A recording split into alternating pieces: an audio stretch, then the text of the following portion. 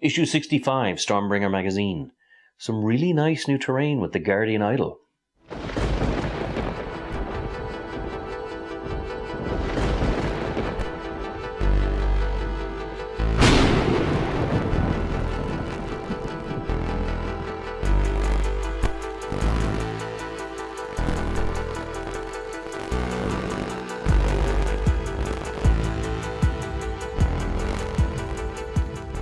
Hello and welcome to The Lucky Roll, an eclectic channel for eclectic games, and today we're going to be doing issue 65 of Stormbringer magazine from Hachette Collection. Now this issue comes with the Guardian Idol, which I have painted here and we'll have a look at in a moment, but the issue itself is actually quite interesting because the first part of the issue focuses on a very famous battle between the Skaven and the Sylvaneth.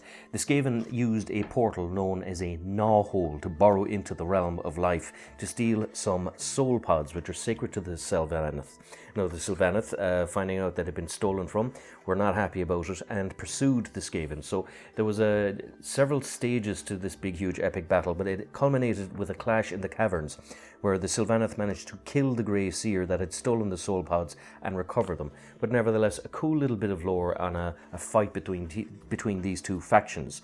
You also have here, and I like these because it's written from this perspective of a scholar within the realm of Sigmar, just basically talking about the anatomy of a cruel boy, which of course are the new forms of orcs or orooks. So a nice little thing here where you have some of the drawings and some of the kind of the oldie English type of descriptions of them. You have a story here, of course, based on the Arcanauts, which are the small, fat, angry men that I have so much in common with. So a cool little story and, of course, some nice illustration to kind of give you a taste of it. You have here, of course, the Guardian Idol itself. Now, it's not just a pretty piece of terrain. There is a purpose of these because they are basically, they channel some of the arcane siphon power from each other and from the surrounding cities. So whenever you place these, the back of the statue is always to the city it's protecting and the shield to the front.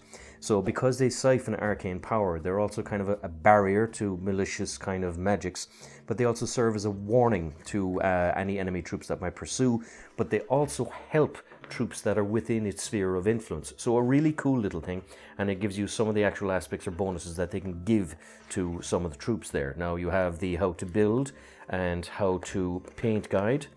The paint guide now is quite elaborate because there's a little bit to it and you do have a good collection of paints at the end. And finally you have the battle plan, which is Flame and Fury razed to the ground, which of course is based on the actual statue itself and getting to use it for the very first time. So as for the model itself, quite frankly, I thought it was excellent, a really beautiful looking thing. So I'll just kind of stand out here that it's a really tall little model. I mean, if you get another piece to it, you can see for size comparison that there is a big difference. So this is a nice dominating piece of the terrain and there's lots of lovely detail to it as well. So one of the cool things about it is you have two heads. One is the skeletal face, which is obviously what I opted for, but there's also a kind of a standard shielded face if you want to be a bit more benign. The detail in the front also is excellent. Now I just based it, I believe, either with Corax White or White Scar, and that did 90% of the work for me from a spray can. But the rest is just basically blinging it up with gold, and Sigmar being Sigmar, he loves his gold. But there's also cool little details down here in the base as well. So you have broken wall with symbols and magic effigies kind of scrawled upon it. And it's there on both sides.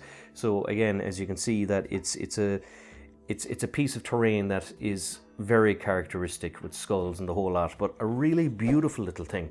And my only regret really is that I didn't buy a couple of issues of this because it's a lovely little bit of kit. Some people are watching this and these magazines haven't come out in their country as of yet, but if you are watching this ahead of time, I would urge you maybe to buy 2 or 3 of these, as they are just gorgeous little terrain pieces. They look really cool, and you do have a secondary build option if you wanted to do a different face, or even if you wanted to make them as gates, that there's a lot you can do, that you'd have 2 of them together fighting for different objective points or anything like that. So there's a lot of potential in these terrain pieces. But that, ladies and gentlemen, was issue 65 of Stormbringer magazine. As always, if you enjoyed these videos, please like, subscribe, all that good YouTube stuff, And until next time, good luck, God bless, and stay safe.